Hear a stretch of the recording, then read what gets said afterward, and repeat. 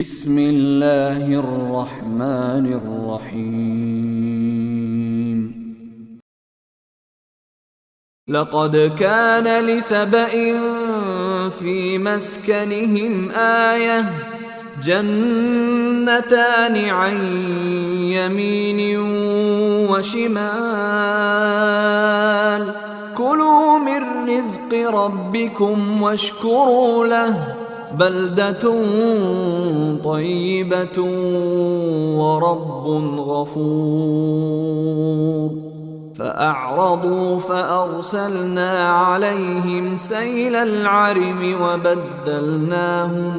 وبدلناهم بجنتيهم جنتين ذواتي أكل خمط وأثل وشيء من سدر قليل ذلك جزيناهم بما كفروا وهل نجازي